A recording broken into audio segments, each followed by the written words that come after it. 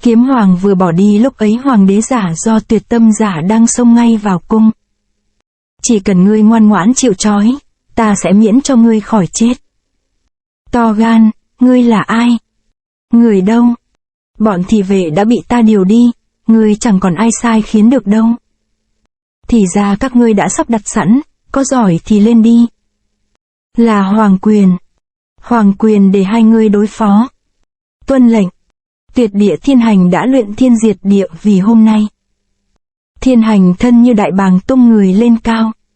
Hai chảo dương ra, kinh lực làm vỡ nát mái điện. Giao cho hai người giải quyết. Kịch chiến sắp xảy ra, nơi này không tiện ở lâu, Tuyệt Tâm và Tảo Công Công bỏ đi. Lúc này thiên hành đã làm mái điện và sườn cột gãy nát, mảnh vụn rơi ảo xuống, đây là chiêu thiên diệt. Hoàng đế thừa lúc này xoay người lánh đi. Nhưng ông ta quên là còn tuyệt địa. Tuyệt địa đập chảo xuống đất, khí kinh cuồn cuộn làm nên đất bật tung lên ngăn cản đường đi của hoàng đế. Bọn ta khổ luyện thiên diệt địa tuyệt là để hôm nay bắt ngươi, hôm nay ngươi có cánh cũng khó thoát. Kình lực do tuyệt địa đánh ra làm mảnh vỡ bay vào người hoàng đế. Tuyệt địa thiên hành trên dưới giáp công, kinh lực tỏa ra làm bên trong điện đổ vỡ ngổn ngang. Sức mạnh của hai người hàm ẩn hai cực âm dương, khi phát ra sẽ tạo một lực hút kéo theo mảnh vỡ đập vào hoàng đế. Hết đường thoát, hoàng đế chỉ còn cách tung hoàng quyền chống đỡ. Hoàng quyền rất hao lực, không thể đánh lâu. Nhắm chuẩn cơ hội trên dưới tề công. Tuyệt địa thiên hành cũng biết nhược điểm của hoàng quyền, kiểu đánh giáp công làm hao tổn công lực của hoàng đế. Hai đạo khí kình cực âm cực dương phóng tới mang theo gạch đá cột gãy kẹp chặt người hoàng đế để khiến ông ta không thể thi triển hoàng quyền. Thiên hành chế ngự phần thân trên của hoàng đế. Phần hạ bàn của hoàng đế cũng đã bị tuyệt địa khắc chế. Tảo Công Công, chúng ta lập tức thượng triều. Tảo Công Công là người Tuyệt Vô Thần 20 năm trước cho trà trộn vào cung, có Tảo Công Công bên cạnh hoàng đế giả sẽ không bị sinh nghi. Lại nói về Phong Vân được kiếm hoàng giúp đỡ đang lúc dẫn theo Sở Sở và Lãnh Yên rời khỏi hoàng cung thì gặp người này, một người mạnh nhất. Người này đứng sừng sững trước cửa đông, vạm vỡ như ma thần, bất động nhưng uy nghiêm, khi thế phát ra khiến người ta khiếp hãi. Ông ta chính là Tuyệt Vô Thần. Tuyệt Vô Thần vừa vào hoàng cung thì gặp ngay 4 kẻ chặn đường này. Hai người phát ra khí chất bất phàm, ánh mắt Tuyệt Vô Thần đổ dồn về hai người. Đối diện với Tuyệt Vô Thần, tim của Phong Vân như ngưng đập, một cảm giác trước giờ chưa từng thấy. Hai người là Phong Vân. Không ai có thể từ chối trả lời Tuyệt Vô Thần. Công lực của huynh không ngừng tăng, không nên nóng vội, nên cẩn thận. Tiến bộ thì có gì phải sợ, đình trệ với làm tôi lo. Nếu cứ vậy, dã tâm của huynh sẽ càng tăng. Huynh nói dã tâm của tôi ư? Nội lực thổ ra nhẹ nhẹ, mỹ tửu trong ly bắt đầu sôi lên. Trong chốc lát hóa thành hơi bốc lên. Tuyệt Vô Thần hít lấy, ông ta uống rượu bằng cách ấy. Nội lực và dã tâm cùng tăng lên là chuyện bình thường. Người có thể cùng Tuyệt Vô Thần ngói uống rượu là một lão nhân hốc hác. Ông ta là người số 1, được vạn người sùng bái ở Đông Doanh, được coi như thần. Thiên Hoàng, theo tôi biết huynh muốn nhúng tay vào Trung Nguyên. Không giấu gì huynh, tôi rất có hứng thú với Trung Nguyên. Tâm của Thiên Hoàng nhìn rõ mọi việc hơn cả mắt. Lão phu khuyên huynh đừng làm chuyện đó. Cái gì? Trung Nguyên võ học tinh thâm, nước ta không thể so bì. Hoàng đế ở đó rất được lòng dân, muốn ly gián lòng dân thật không dễ. Ngoài ra Trung Nguyên còn có Vô Danh và Hùng Bá. Thiên Hoàng xem ra cũng đang dòm ngó Trung Nguyên. Thiên Hoàng không đáp, chỉ cười. Vô Danh nghe đầu đã chết, huống chi một mình hắn có gì đáng sợ. Hùng Bá tuy thực lực nhất thời vô song nhưng nghi kỵ nhân tài, sẽ không còn ai hỗ trợ hắn nữa. Tôi thấy hai đệ tử Phong Vân của Hùng Bá mới đáng chú ý. Hai thằng tiểu tử đó cản được ta sao? Ta từng gặp hai tên này, không thể xem thường. Hãy tạm thời quan sát sự biến đổi ở đó, đừng đả thảo kinh xà, nếu huynh muốn tôi sẽ nhường một nửa Giang Sơn này. Đất Đông Doanh bé tí này chỉ có thể chứa một con rồng nước cạn như ông. Vạn Lý Thần Châu mới là đất cho ta vẫy vùng. Tuyệt Vô Thần trong lúc tức giận nội lực bộc phát ra. Tôi thất vọng huynh quá. Huynh không xứng ngồi nói chuyện với tôi. Tuyệt Vô Thần ngươi đúng là một tên đáng sợ. Lúc này Phong Vân không trả lời câu hỏi của Tuyệt Vô Thần. Phong đi để ta đoạn hậu. Ha ha, đừng hòng bỏ chạy.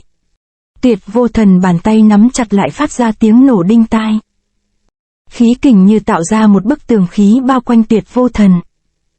Khí kình theo đó mà phát ra công phá vạn vật. Khí kình cuồn cuộn lại lần nữa dâng trào lên, hướng về 4 người bên ngoài cửa thành. Sở ôm chặt ta. 4 người ở giữa lưng chừng không thân không tự chủ được, bị lôi đập vào tường thành. Phá tường khí của hắn mới thoát được. Bộ Kinh Vân vận kình dùng cánh tay kỳ lân đấm vào tường thành. Quyền kình ngàn cân tường thành sụp xuống. Quyền kình thật không tệ. Nhưng với ta chỉ là hạng nhãi nhép. Nhiếp Phong đồng thời vung đao chém vào Tuyệt Vô Thần. Nhiếp Phong bị nội lực của Tuyệt Vô Thần làm chấn động ngũ tạng. Thanh đao bị văng khỏi tay. Tuyết Ẩm cũng chém hắn không được. Ha ha, thiên hạ vô địch là ta, đừng chống cự vô ích. Khí kình của Tuyệt Vô Thần lại lần nữa phát ra đẩy 4 người văng ra ngoài. Tuyệt Thế Hảo Kiếm. Tuyệt Thế Hảo Kiếm đột nhiên lao nhanh như bay chĩa vào Tuyệt Vô Thần. Thế tới quá mãnh, Tuyệt Vô Thần không muốn liều đón lấy, ngũ trảo dương ra bộc phát kình khí. 4 người ở giữa bị áp lực nặng nhất. Tiếng nổ long trời, 4 người văng ra ngoài. Muốn phá thành ư? Kẻ nào có công lực cao như vậy? Có Kiếm Hoàng ta đây. Kiếm Hoàng lao tới đỡ 4 người. Rồi dùng nội lực đặt 4 người xuống đất. Và cả Tuyệt Thế Hảo Kiếm. Kiếm ở trong tay mà vẫn dao động liên tục, rõ thấy dư kình của Tuyệt Vô Thần chưa hết. Đất nứt mới chế ngự được dư kình. Kiếm Hoàng vội cắm kiếm xuống đất. Thú vị, không ngờ Trung Nguyên còn có cao thủ cỡ này. Tên này chính là Kiếm Hoàng, phạm đồ của Kiếm Tông 20 năm trước. Kiếm Hoàng ngẩng đầu nhìn lên đã thấy 2 người xuất hiện trước mặt, là tên chủ quản Quỷ Xoa La và Tuyệt Vô Thần. Các người không sợ Chu Di cửu tộc? Chuyện gì thế này? Kiếm Hoàng ngước mắt nhìn lên chỉ thấy thành đã sụp đổ hoàn toàn. Và một đám người như ong đổ tới. Bọn này là ai thế?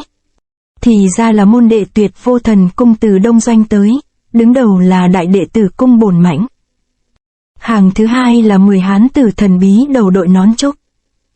Sau cùng là hơn 1000 Quỷ Xoa La tinh nhuệ. Bọn ta tới từ Vô Thần Tuyệt Cung ở Đông Doanh. Đây là Hoàng Thành, quả là nguy nga tráng lệ, Vô Thần Tuyệt Cung ta đóng ở đây thì còn gì bằng. Ngông cuồng. Kiếm Hoàng phẫn nộ vung Tuyệt Thế Hảo Kiếm rạch một đường sâu hoắm trên đất. Kiếm khí ảo ảo lan tới chân bọn Lâu La Đông Doanh. Trung Nguyên không hoan nghênh các ngươi. Nếu còn bước qua làn danh này kiếm của ta sẽ không khách khí. Gương mặt Kiếm Hoàng không còn vẻ đùa cợt như thường ngày. Với sức một mình ngươi ư? Ta sẽ tiêu diệt hết các ngươi. Khí kình trên người Tuyệt Vô Thần khiến rãnh kiếm trên mặt đất tung lên. Thấy môn chủ đích thân ra tay, đám thủ hạ vội vàng lui ra. 10 người này chẳng phải là thủ hạ của Tuyệt Vô Thần, chuyến này bọn họ đi chỉ vì đợi một sự kiện. Bọn người Đông Doanh này vô cớ tới Trung Nguyên, rõ ràng là có tâm địa bất lương. 2 người đưa 2 cô nương này đi trước. Sau đó mau chóng tâu Hoàng thượng phái binh mã tới. Ở đây để ta cầm cự, 1 giờ 3 khắc không thành vấn đề, mau đi. Kiếm Hoàng dùng nội lực truyền âm cho Phong Vân 2 người. Ha ha, ngươi là tuyệt thế cao thủ đầu tiên ta gặp sau 20 năm. Kiếm Hoàng hét lên một tiếng rồi tung người lên không. Phong Vân biết sự việc khẩn cấp, quay người đi ngay theo lệnh của Kiếm Hoàng. Kiếm Hoàng vừa ra tay kiếm ảnh mịt mù trên không đổ chụp xuống đầu Tuyệt Vô Thần. Bách kiếm đồ hoàng. Hê hê, từ khi võ công của lão phu đạt thành chưa gặp được đối thủ nào thật sự. Hôm nay đặt chân đến Trung Nguyên đã gặp được kiếm Trung Chi Hoàng. Hay, sướng thật. Kiếm Hoàng vận chiêu tấn công tới tấp, lưới kiếm bùa vây trùng trùng. Nhưng vẫn không tài nào đả thương được Tuyệt Vô Thần.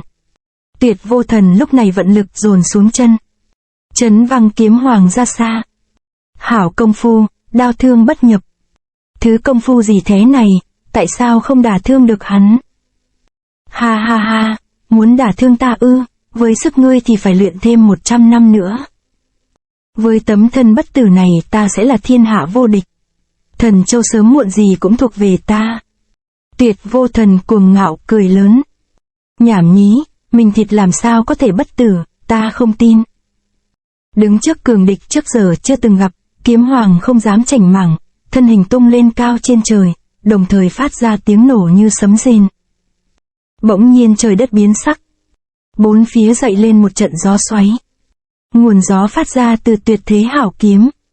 Ô, kiếm này có thể hấp thu sức mạnh xung quanh. Nếu để nó tiếp tục tăng mạnh rồi phối hợp với Kiếm Hoàng thì càng khó đối phó, phải tốc chiến tốc thắng mới được. Quốc gia lâm nguy, Kiếm Hoàng dốc hết toàn lực ứng cứu. Tiếp chiêu đi. Tới đây. Cân nhắc lợi hại, Tuyệt Vô Thần lập tức vận bất diệt kim thân hộ thể rồi xông lên. Dưới thế bổ xuống của kiếm kình, khí kình hộ thể của Tuyệt Vô Thần tức thời vỡ nát. Vàng thép va chạm nhau tạo ra tiếng kêu chói tai. Kiếm chém thẳng xuống yết hầu. Kiếm Hoàng là đệ nhất kiếm thủ của võ lâm Trung Nguyên. Kiếm này chất chứa công lực cả đời của ông, thề quyết lấy thủ cấp của Tuyệt Vô Thần. Tuyệt Tâm. Ha ha, ngươi và thanh sắt cùn này chẳng thể nào lấy nổi thủ cấp của ta đâu. Ta có tấm thân bất tử, sinh mạng phải thuộc quyền thao túng của ta, còn cái giá mà ngươi phải trả là chết. Một chiều chưa giết được địch mà Kiếm Hoàng lại trúng một trường nặng của Tuyệt Vô Thần, quyền này khoét một lỗ lớn trên ngực ông. Tiền bối. Trong lúc hoảng loạn, Tuyệt Tâm ở đằng sau chớp thời cơ tấn công Nhiếp Phong. Tuyệt Địa cũng một tay bóp chảo vào đại huyệt của Bộ Kinh Vân. Hê, chúc mừng sư phụ, hôm nay cuối cùng đã có thể hốt trọn ổ Kiếm Hoàng và Phong Vân. Ha ha ha. Cùng một lúc Tuyệt Vô Thần đã trấn áp được Kiếm Hoàng và Phong Vân, có thể nói một mũi tên trúng 3 con chim, y cuồng ngạo cất tiếng cười lớn, số phận Thần Châu đang rất mong manh. Bỗng đầu trên người Phong Vân có 2 luồng khí đẩy văng Tuyệt Tâm và Tuyệt Địa đi. Người phát kình chính là Kiếm Hoàng. Giải vây cho Phong Vân xong, Kiếm Hoàng đồng thời lộn người tung lên. Ngươi không phải là hoàng đế, ngươi là ai? Kiếm Hoàng tuy bị trọng thương nhưng phản ứng nhanh như chớp, khiến ai nấy có mặt đều kinh sợ. Phong Vân cũng phản ứng nhanh lao tới chỗ Thiên Hành cứu Sở Sở và Lãnh Yên. Thiên Hành không muốn chính diện giao đấu, lập tức triển thân lui ra. Phong Vân cứu được 2 cô gái lập tức lao về chỗ Kiếm Hoàng. Đừng làm hại thiếu chủ của bọn ta. Thì ra tên hoàng đế giả mạo này là thiếu chủ của cá ngươi ư, được, nếu muốn nó giữ được mạng thì mau lui ra ngoài 3 dặm.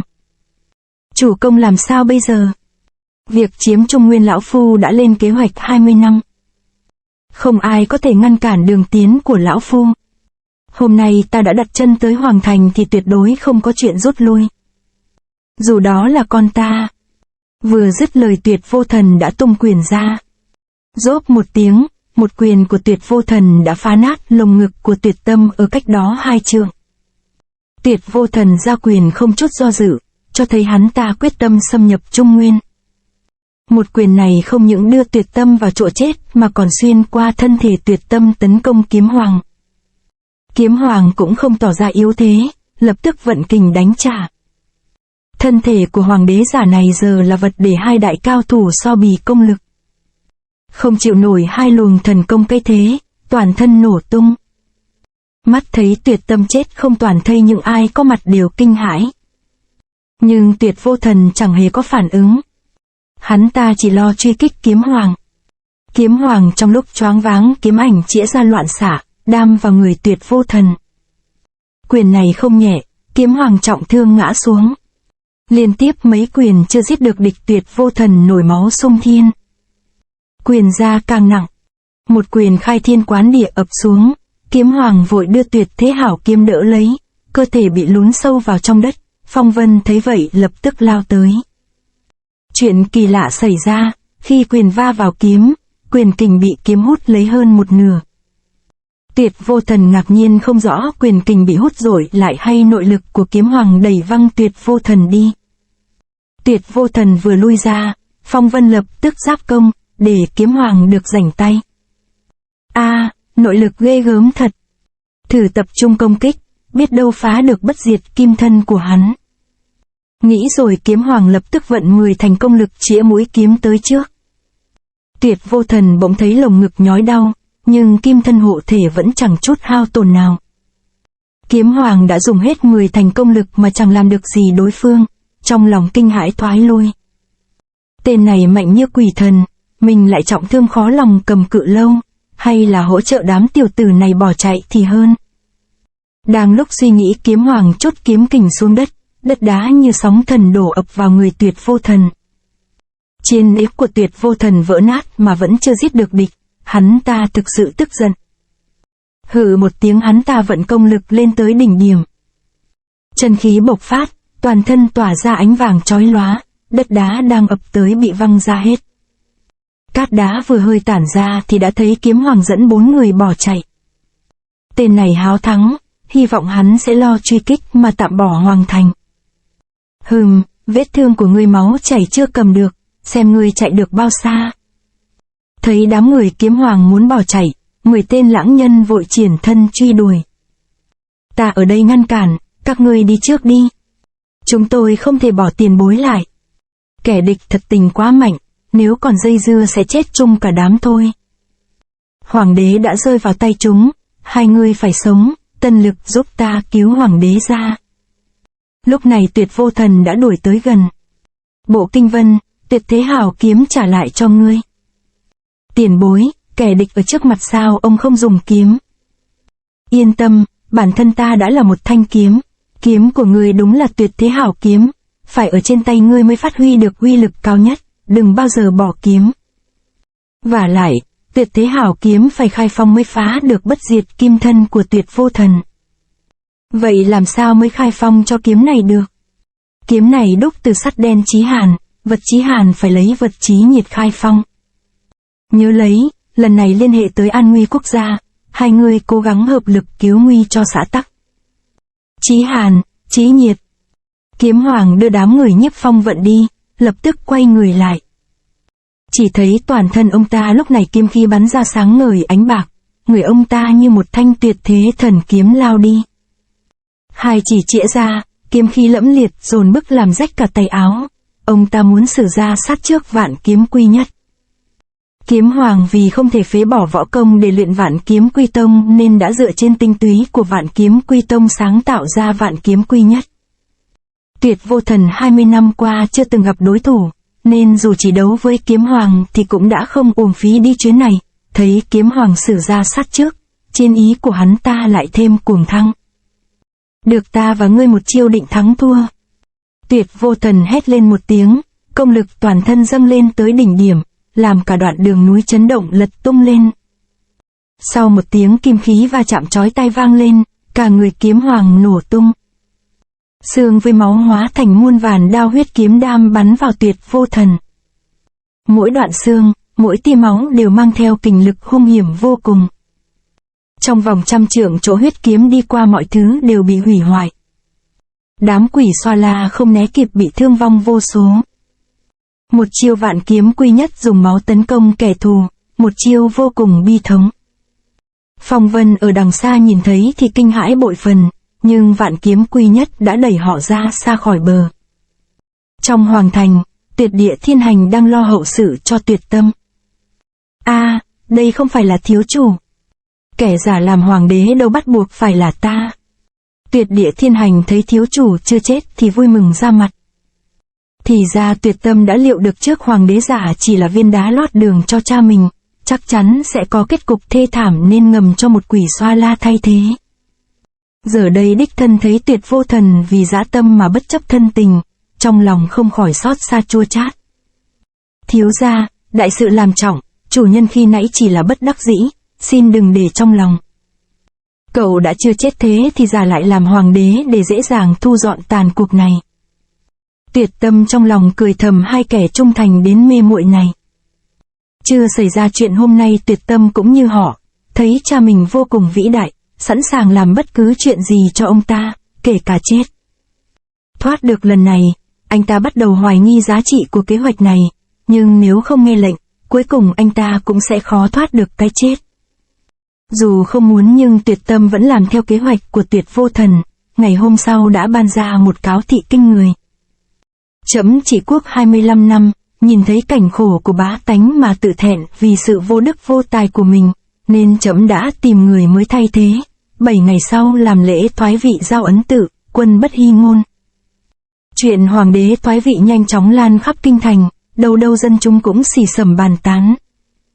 Văn võ bá quan thì càng thấy khó hiểu hơn, ai cũng muốn biết hoàng đế sẽ nhường ngôi cho ai. Vì muốn biết được sự tình nên nhiều văn võ bá quan đã đến xin được diện kiến hoàng thượng nhưng đều bị từ chối, bên ngoài có tuyệt địa thiên hành ngày đêm canh gác. Cáo thị vừa được phát ra, tình hình trong thành chỉ có thể dùng chữ loạn để hình dung. Tin chắc kẻ buộc hoàng thượng nhường ngôi là Tuyệt Vô Thần.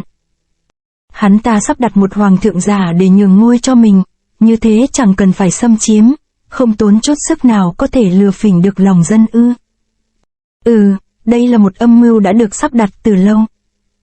Thế thì chúng ta bằng mọi giá phải ngăn chặn chuyện này. Nhưng cánh tay của đệ đã bị trọng thương, cả hai đều mệt mỏi làm sao mà kháng địch. Dù chúng ta chỉ còn một phần nhỏ sức lực cũng phải chiến đấu tới cùng.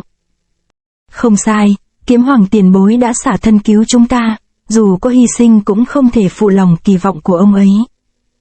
Bộ Kinh Vân nói rồi nhìn Sở Sở tỏ ra áy náy. Vân, huynh yên tâm đi, muội sẽ không trách huynh đâu. Mong muội hiểu cho ta, nếu vạn dân sống trong bất an, hai ta nào có thể nào sống yên lành. Sở Sở, vậy muội về Bộ Gia Thôn trước đợi ta, cố gắng chăm sóc đứa con trong bụng. Với chút sức tàn của hai người làm sao ngăn cản nổi tên ma đầu đó, lần này đi chỉ có chết mà thôi. Chư Hoàng sư phụ, sao ông lại ở đây? Ta vẫn luôn theo sát các ngươi mà. Nhưng Tuyệt Vô Thần quá lợi hại, ta có hiện thân cũng chẳng làm được gì. Sư phụ, nghe ngữ khí của ông dường như còn có người giúp được. Không sai, hiện giờ vẫn có một người có thể trông cậy nhưng người này tính tình cổ quái. Nhưng chuyện giờ đây liên quan đến quốc gia hưng vong, chúng ta còn một tia hy vọng cũng phải thử. Ngoài Vô Danh, Trung Nguyên lại còn có một cao thủ siêu cấp khác có thể đối địch với Tuyệt Vô Thần ư? Người ấy rốt cuộc là ai? Chuyện này không nên chậm trễ, xin hãy mau đưa chúng tôi đi gặp ông ta. Nhân thần cộng bái. Tuyệt Vô Thần ngoài việc muốn chiếm cứ Trung Nguyên còn có một mục tiêu cao hơn mà suốt đời ông ta theo đuổi, đó là nhân thần cộng bái. Tại Miếu Nhạc Vương, ngoài kinh thành 1 dặm là nơi đóng quân tạm của đám người Tuyệt Vô Thần. Ngày hôm nay có một đám người đang quỳ ngoài miếu nhưng trông không giống các thiên tín. Bọn họ đã bị phục uống ma cốt hương, làm thân thể vô lực phải quỳ phục dưới đất. Họ chính là các cao thủ võ lâm Trung Nguyên, họ đã bị Tuyệt Vô Thần ngấm ngầm áp giải đến hoàng thành. Tuy hào kiệt trong thiên hạ đã quỳ hết trước mặt nhưng Tuyệt Vô Thần chẳng tỏ ra vui vẻ. Bởi vì trong mắt ông ta, đám cao thủ này chẳng qua chỉ là người thường, còn người mà ông ta cần chính là thần. Người ông ta tỏ vẻ uy nghi bất phàm, đám người có mặt ai nấy đều hiếu kỳ không biết Tuyệt Vô Thần sẽ làm sao để ông ta quỳ. Trăm ngàn cặp mắt đổ dồn vào ông ta. Vô Danh, hẳn ngươi vẫn còn nhớ ta chứ? Tuyệt Vô Thần, ta làm sao quên được ngươi? Tư tưởng ngông cuồng muốn thao túng chúng sinh, thâu tóm trung thổ này từ sớm ta đã biết là ngươi rồi. Hê hê, năm xưa ta từng nói rồi, có ngày ta sẽ trở lại, giờ đây ngươi tin rồi chứ? Thần Châu ngàn năm qua dẫu có ngoại xâm nhưng vẫn hiên ngang bất đảo, với sức của ngươi mà muốn chiếm trung thổ thì đúng là một ảo mộng ngu si, trở về đi. Nhảm nhí, hai sư đồ ngươi nằm trong tay bọn ta. Còn không quỳ ta sẽ giết hắn. Kiếm Thần mạng như treo trên sợi tóc nhưng vẫn không hề tỏ chút sợ hãi. Quỳ. Vô Danh chỉ liếc một cái, ánh mắt làm khiếp sợ hai tên quỷ xoa la khiến tay chúng mềm nhũn. Đao trong tay không biết vì cớ gì mà tuột khỏi tay. Ồ, công lực của hắn vẫn chưa bị tận phế. Hê, ngươi vẫn còn cứng đầu không quỳ ư, để ta giải quyết đệ tử ngươi trước. Vô Danh dùng kình lực ngự đao. Được, thì ra ngươi vẫn còn nội lực như vậy. Chữ được vừa xuất ra Tuyệt Vô Thần đã như tên lao tới. Vô Danh đưa đao giải quyết công bổn mãnh. Nhưng Tuyệt Vô Thần đã tới ngay trước mặt. Ngươi vẫn còn nội lực thì thật là hay quá, hôm nay lão phu sẽ đem thực lực ra để khiến ngươi quỳ tâm phục khẩu phục. Tuyệt Vô Thần nói rồi chưởng quán lực ngàn cân đập xuống vai Vô Danh, nhưng Vô Danh vẫn đứng thẳng, còn mặt đất thì bị dập nát thành môn mảnh. Tuyệt Vô Thần đừng có nằm mơ, ta tuyệt đối sẽ không quỳ bái ngươi, tất cả cao thủ Trung Nguyên sẽ cùng hợp lực đuổi ngươi ra khỏi Thần Châu. Lời này vừa xuất ra, tất cả các cao thủ đang quỳ bỗng nhổm dậy ùa lên, khiến Tuyệt Vô Thần cũng phải giật mình. Tại sao chúng vẫn vô sự, mau đi giúp chủ công. Chủ quản Quỷ Xoa La tùy ra lệnh cho 10 tên lãng nhân, nhưng bọn chúng vẫn cứ đứng yên bất động. Mà cốt hương mà các cao thủ Trung Nguyên bị buộc phải uống thực ra đã được Quỷ Hổ trộm thuốc về giải từ sớm, tuy nhiên vẫn cố tình vô lực để xem đám đông doanh có kế hoạch gì. Giờ đây sau tiếng hạ lệnh của Vô Danh thì nhất tề ra tay, thề quyết xả thân giết địch, để xem Tuyệt Vô Thần có địch lại không. Vô Danh trong khoảng thời gian ngắn này đã khổ luyện Vạn Kiếm Quy Tông, rốt cuộc đã đạt tới cảnh giới nào? Ông ta liệu có đánh bại được Tuyệt Vô Thần? To be continued.